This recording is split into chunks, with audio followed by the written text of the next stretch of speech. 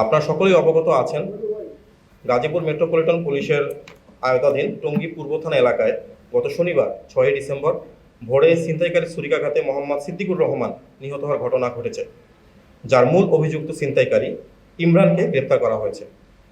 RAB 1-এর একটি আভিযানিক দল রোববার আজকে বিকেল 5:45 ঘটিকায় কুখ্যাত মাদক স্পট হিসেবে পরিচিত টঙ্গী মাজারবস্তি এলাকা থেকে তাকে গ্রেপ্তার করে।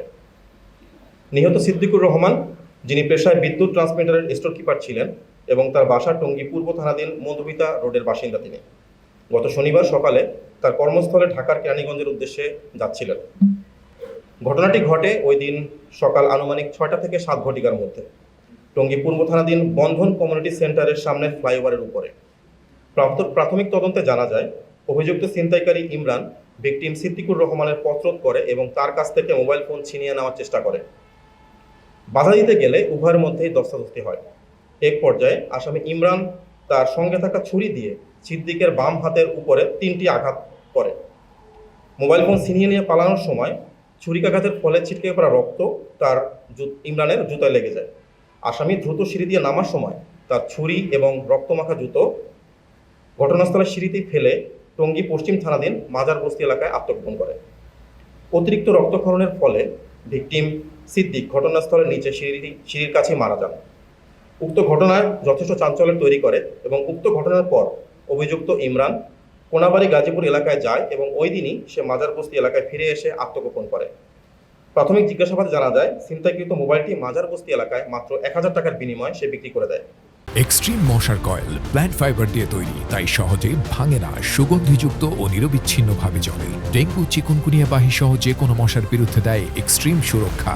ঘটনায় জড়িত আসামিদেরকে গ্রেপ্তারের লক্ষ্যে র্যাব 1 CPC 2-এর আভিযানিক দল বিষয়টি আমলে নিয়ে ছায়া তদন্ত শুরু করে এবং আসামিদেরকে গ্রেপ্তারের লক্ষ্যে গোয়েন্দা নজরদারি বৃদ্ধি করে।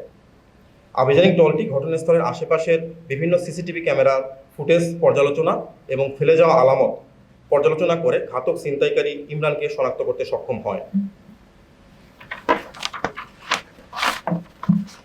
রোববার বিকেল 17:45 ঘটিকার সময় অভিযান পরিচালনা করে কুখ্যাত মাদক স্পট হিসেবে পরিচিত মাজারবস্তি এলাকা থেকে আসামি ইমরানকে গ্রেপ্তার করা হয় এবং তার সাথে থাকা অন্য একটি দেশীয় অস্ত্র উদ্ধার করতে সক্ষম হয়।